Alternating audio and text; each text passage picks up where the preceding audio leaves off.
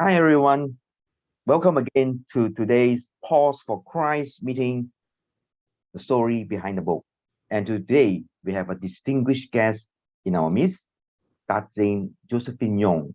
And we would like to take this opportunity. I will tell this opportunity to tell a little bit about her background.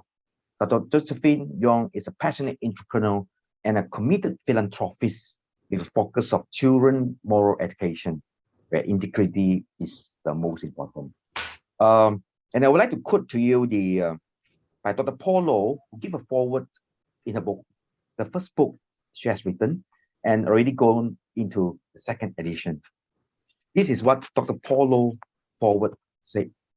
Josephine Young Books is an excellent parental tool to teach aspects of integrity in a practical and effective way to our young ones. Coupled with the parents themselves practicing and talking about this principle with their children, I am sure that their children will grow up to be persons whom people can trust and respect because they have integrity as the way of life. Now, in a society where no longer dark, no longer black or white, but gray color, this is indeed an important book. Let us welcome and give applause to Dr. Josephine Young. Over to you, Dr. Josephine. Okay, so I'll share about my background first, Joshua. Oh yeah, sure. Yeah. So I was born in UK, but I grew up in KL. My father's Malaysian, mother's from Hong Kong, and I'm actually a qualified accountant. But when I had my first child, I got interested in educational resources for children. And so from there, I started my own business. I've always been interested in business, the creativity that goes behind it. So in Penang, we also have a women entrepreneur organization I founded about 16 years ago now. We later went into books and then into publishing. I consider myself a reluctant publisher. Yeah, so that's my background. Do you want me to share about the book yet, Joshua, or later? Actually, it's an interesting introduction, yeah, because as just now Tatin say, she's involved in education on integrity, and that's where it started. And the book, which is called the "Do What's Right," Timid Tapil, all right, where the book come in. I would like to say that what actually what makes you write this book actually, Tatin? I'm also an accidental author, actually. Somehow I was asked by a pastor to publish books for her. She's from Thailand. And I told her we retail books, we don't publish. But somehow she was very insistent. And when I prayed about it, I felt the bleeding too. So I published the first 3 books for her. And then after that, I published for a Singapore lawyer who wrote a children's book. And after that, another 1 or 2 pastors. So while I was helping to edit that book at midnight for this Singapore author, I somehow just felt a very strong sense of call that I'm to write a book on integrity, doing what's right for young children. And so all the characters just came into my mind very fast, and the whole book came together very fast, the illustrator and everything. And next thing I knew, our chief minister was launching the book. And it's really my heart because I love my nation. I'm sure all of us do. And I believe that what we can do, other than try to do what's right ourselves, is to impact the next generation. So when I was invited to be a TEDx speaker, that was the topic closest to my heart, to raise up a generation of young leaders who will do what is right. Oh, that's wonderful. Yeah, TEDx is a platform where those famous people will get a chance to tell them about the thing. All right, now pause. What is pause? Maybe some of you are asking, what is pause? Pause is a organizations cater for poets, artists, writers, and songwriters. Now, the objective, a few of the objectives is to safeguard and protect the interest, welfare, and development of Christian writers and Christian literature in the country and beyond. Now, also, the purpose is to promote, market, and stimulate the distribution and availability of Christian literature throughout the country and beyond. All right, I will back to Datin Josephine with the following question. Now, Datin, why this character Tapio is evolved? Okay, I was mentioning about that lawyer and author from Singapore whom I published for. She had a few animal characters in her book, and she also had a tapir there. Then when that whole blueprint for my book came, I realized that the main character is to be this young tapir called Timmy. And then later I realized, okay, it's a Malaysian animal as well, only found in 4 continents in the world, and Malaysia is one of them.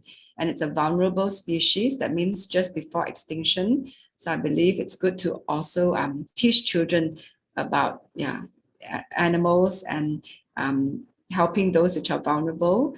But then later, when I was preparing for the TEDx talk, it just dawned upon me that the tapir is black and white. And that's what we were talking about earlier on, what you said, Joshua, not gray. And many times in this world, we know things are twisted. No becomes yes, yes becomes no, and all that. And I felt that it was a very good illustration for children. You know, a lie is a lie, a truth is a truth. So a lot of times when we have book talks or we have our education workshops, later I'll talk more about that, we will get the children to make a small clay tapir as well. So it's a visual representation of integrity, black and white. Yeah. Wow, that's wonderful. Yeah. I understand that the book has evolved into a whole education program. And can you tell me more about it, about that adventure or those protocol? Yeah, it's been an incredible journey actually. And that's why I want to encourage authors also. You never know, it may not be just one book that sits there. It may really evolve into many things. Like for Dr. Mega, it's like a manual for young doctors to encourage them, to remember what is the true call of being a doctor. So in my case, I never expected it, but it opened many doors to give talks in many places. And I'm not someone who really likes to give talks. So I've been giving talks from like kindergartens, universities, even corporate companies and all that. And then I met Brenda, and she has this vision of a wealth of life, teaching finance and to many different sectors, women, professionals, men, children, youth, and all that. And when she saw my book, something just clicked between us to say we need to start an education program to teach children finance and character. And I realized, I believe it's all part of God's plan also, because if you ask parents, come and enroll for character classes, I don't think they're very interested. But if you say, come for finance classes where we equip your children about savings, investments, and preventing scams and all those things, financial stewardship together with character, it becomes a very solid program. So we've been working on it the last few years, and we have an amazing CEO, we call her CNO, Chief Nurturing Officer, Adeline, who is on our team. And we have just got a solid program now. We've got our own board games. We're coming up with comics. And we even have online classes because of the pandemic. So we're getting inroads soon into Indonesia, even Kenya. And yesterday, someone opened a door to India and many places. But of course, our heart is to impact our own Malaysian children. So I never imagined that this book would end up becoming a whole finance education and character education program. Yeah. Wow, that's a wonderful things that I think Josephine is doing, is impact the children who are the future leaders. And I understand that I think you're also a publisher, right? And maybe you could share more about that.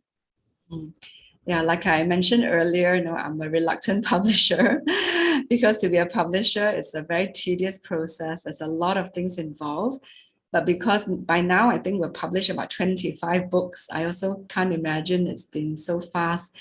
But somehow we've turned down many projects, but somehow there's some which come to us and we just know that it's probably God's call for us to journey with this author to help them get the message out.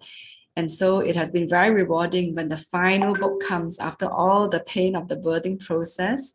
And it's actually, for us, it's quite a simple process. It's a matter of connecting with the right designers, illustrators, helping the author shape it in such a way. And of course, the biggest part is marketing and promotions. So we're privileged also to help Dr. Mega publish his book as well. Yeah, thank you so much for the opportunity given to Malaysian, especially in particular, right? And before we go on, maybe what is your message to be to the other authors to be? Okay. I would say that if there is a message in your heart that you sense, especially that God has put in, and it's a calling that you have to fulfill, don't sit on it too long, because we never know like how much time we have. So I believe be prayerful about it. Always have your pen, papers ready, or now even handphone, that when an inspiration comes, quickly note it down, and then spend a quiet time to put it together. It's not difficult at all to have a book, but at the same time, don't do a book just because you want to be an author, but because it's driven by a calling and a message that you want to put across. And just go for it. It's really not difficult. Yeah, and we can always guide you as well, even if I don't publish for you. Many of us in Pause, I believe, have been through that journey and would be happy, to guide you along. Yeah, thank you. Yeah. For those of you who just came in, come on air. You're watching Pause for Christ, a program that is brought to you today. The theme is the book by Datin Josephine, Do What's Right. All right, a book on integrity, and it was very, very well received, and it's already gone into the second printing. It was first published in I think in 2002, and then it was go on to publish the second printing in August 2020. All right, what an achievement, because as just now been elaborated, that Datin, she also a publisher, but most of all, she has the heart for God, because she loved the family so much. And before we go on any further, where the books can be purchased beside, of course, Datin has his own publishing house. Where the book can be purchased? Yeah, just a little correction. Yeah, the first edition was 2012. Oh, yeah, 2012. So, Okay. yeah, we also have the Malay edition and the Chinese edition. We also have the giant copy, which is for kindergartens. So it is in some bookshops in Penang, especially tourist outlets. Of course, in my bookshop, Precious Pages, and in KL, I think only Canaan Lamb. So Pause, I think under Joshua, he also has his Shopee Lazada. So we do have it on our Shopee Lazada website and all that under Precious Pages. Yeah. Okay. So that's very well elaborated by Datin. And there you have it, the presentation, a short review by Datin Josephine over the book. And I'm sure that this is just a beginning, because she has given us many tips on integrated as the book is as far as the book is concerned. And I would like to quote this one here. It says, at the bottom of each little story inside the book, you see there are some reflection in read which can be used to discuss further with the children about the moral value in that story. Now it's sad to say that in schools nowadays they don't give us the moral story. Okay, it's just the academic ability. But in this book, they're able to present to you what is meant by doing what's right. And I think that's matter and this days and hour. Okay, so we thank you so much for Datin Josephine, to also to all of you who have joined this program, and we'll see you again in the next 2 weeks from now. We have another authors that will be online with us, and again I say thank you for watching and for your time, and we see you again in 2 weeks time. Thank you so much all. God bless. Thank you. God bless you all.